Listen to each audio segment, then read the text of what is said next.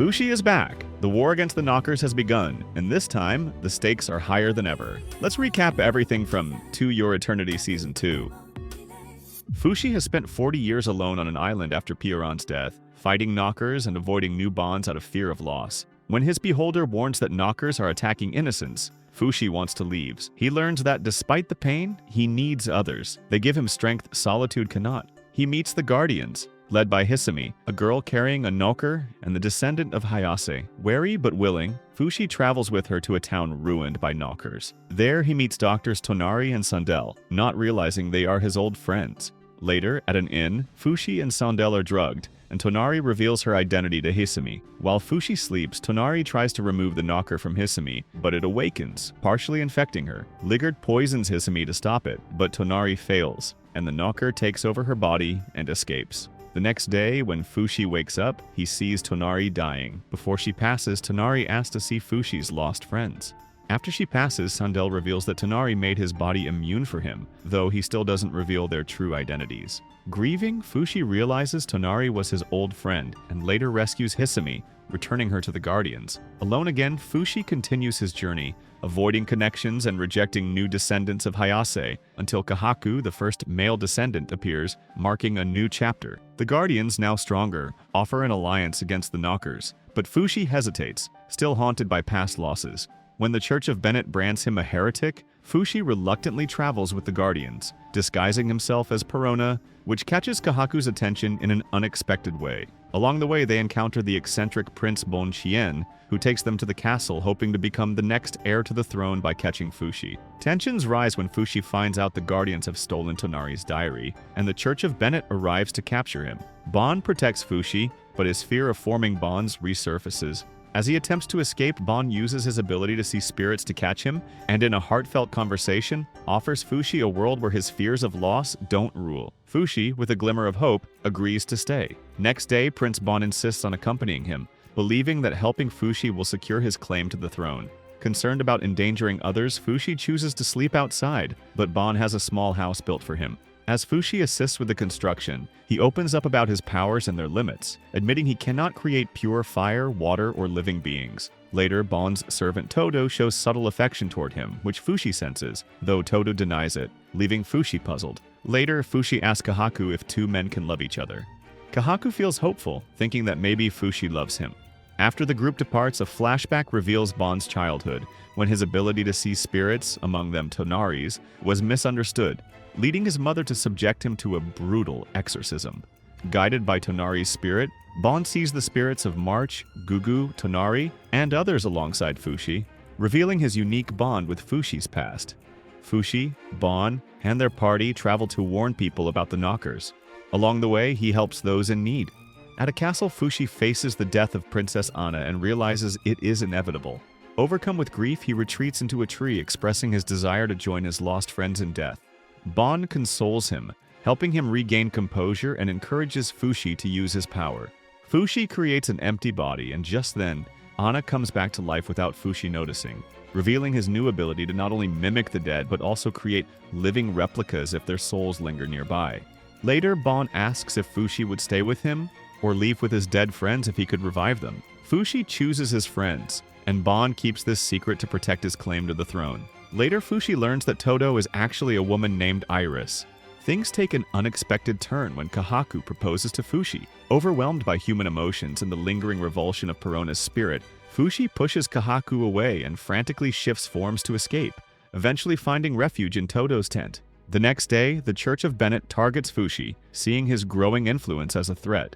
A churchwoman warns Fushi that Bon will be executed if he continues to support him, convincing Fushi to surrender in order to save Bon.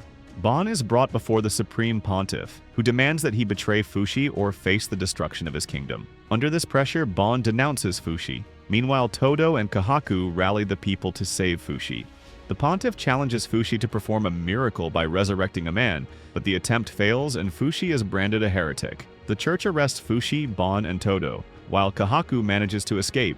Fushi is locked in a small iron-like box where he endlessly burns and is reborn, experiencing a cycle of excruciating physical and mental torment. Bon and Todo are imprisoned in a cage over a ravine. Bon endures daily interrogations but refuses to betray Fushi, though he reveals his ability to see spirits. In the cage, he shares space with a starving boy named Chabo, who is waiting for his mother, though she has died. While trapped, Fushi learns to generate heat inside the iron block and slowly melts his way free. He follows Bon's scent to the ravine prison, where Bon has grown closer to Todo and Chabo. When Chabo faints in his arms, Bon despairs until Fushi arrives, melts the bars, and rescues them. Awed by Fushi's return and his own change of heart, Bon offers to sacrifice himself so the others may live. Fushi saves Todo and Chabo, while Bon faces the Church of Bennett the next day. Claiming Fushi is a demon, he pretends loyalty to the church but refuses to denounce Fushi, leading to his capture and impending execution. At Bon's public execution, the guillotine halts when the entire crowd suddenly falls asleep. Believing Bon dead, High Priest Cyrilla declares victory, but in truth, Fushi used sleep-inducing gas, swapped Bon with a fake body, and arranged a secret funeral. Bon, shaken but alive, reunites with his family and thanks Fushi, embracing a humbler life by cutting his hair and beard. He also reconnects with Todo, revealed to be Iris, his childhood friend.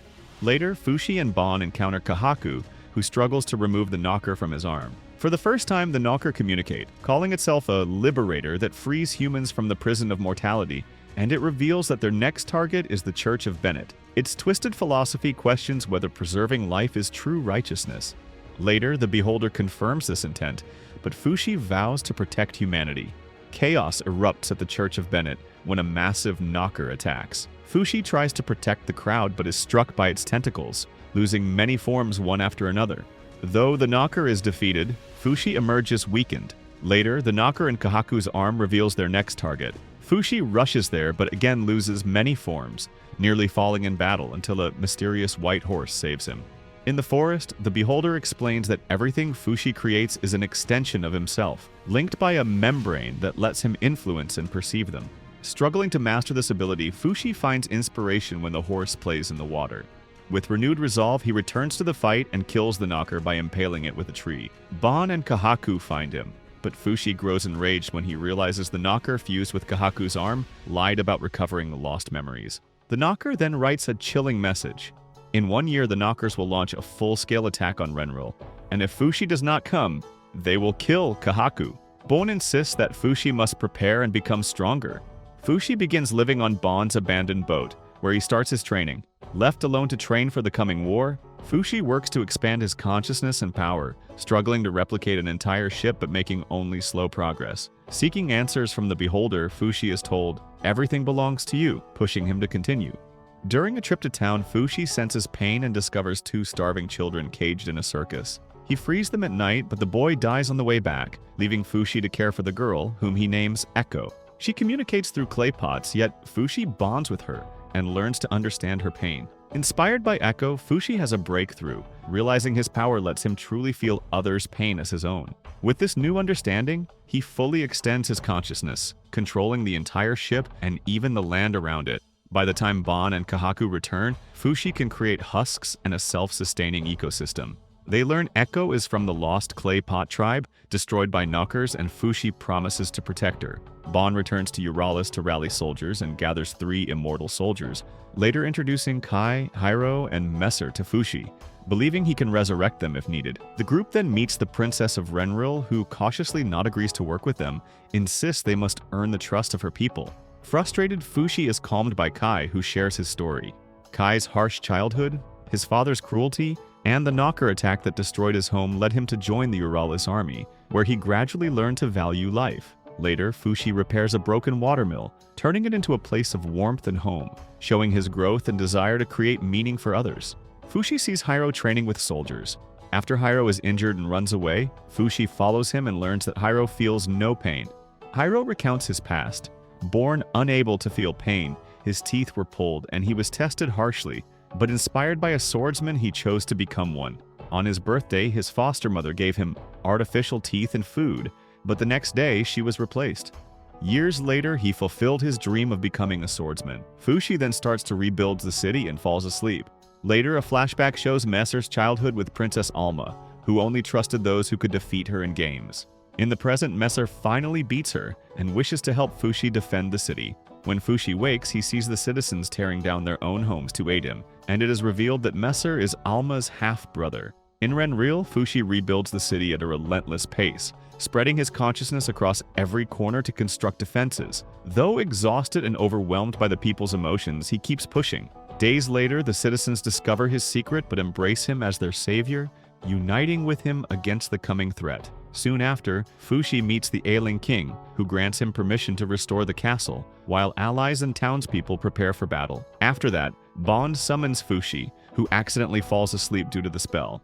Bon also invites the 3 immortal soldiers, and during the meeting he asks the Beholder if he could prevent the Nokker attacks.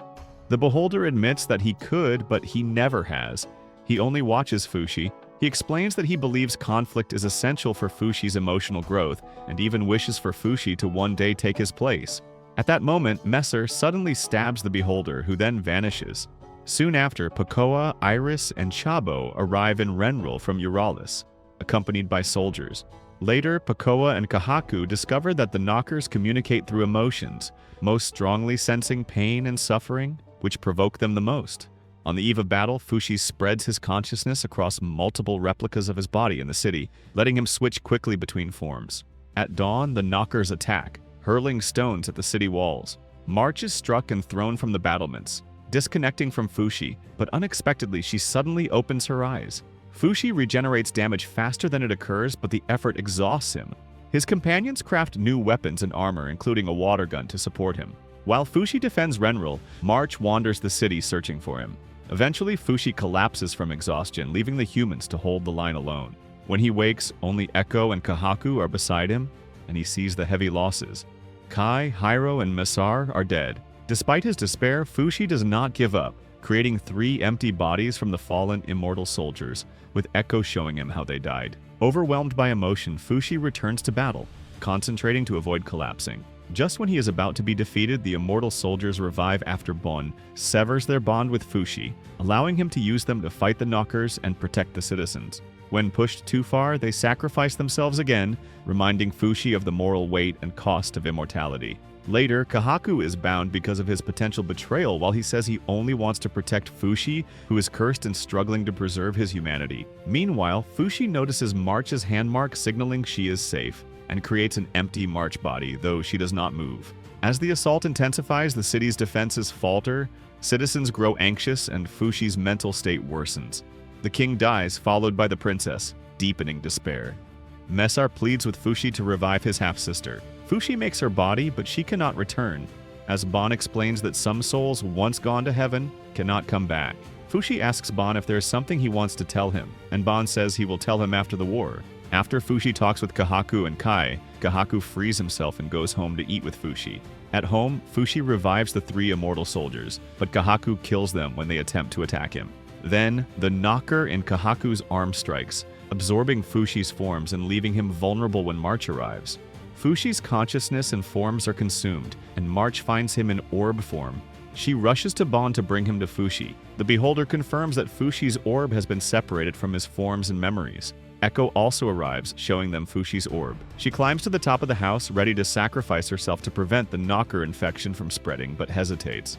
Just as he jumps, the Nokker won't let him. In a selfless act, Bon stabs his own heart, sacrificing himself so his essence can revive Fushi in a new vessel, giving hope for Fushi's rebirth. This grants him not only a new form, but the ability to see and interact with the spirits of the dead. Fushi comes back to life in Bon's body, and the ghost of Bon appears. He now sees the spirit within Bon's body, just as Bon did. When he steps outside, he is greeted by his fallen friends, with March waiting for him. He begins to revive everyone. The return of his fallen friends, Gugu, Tonari, March, and many others, is both shocking and profoundly joyful for Fushi. He can hardly believe it. As he restores them to their original bodies, each revival shifts the battle. Gugu strikes with fiery force, Tonari offers sharp strategic guidance, leaving Fushi torn between the ecstasy of reunion and the weight of responsibility. All his lost memories return. When the Nokker and Echo tries to flee, Fushi pursues it with Kai's help. Just then, Kahaku arrives, defeats the Nokker, and retrieves it, leaving the scene afterward.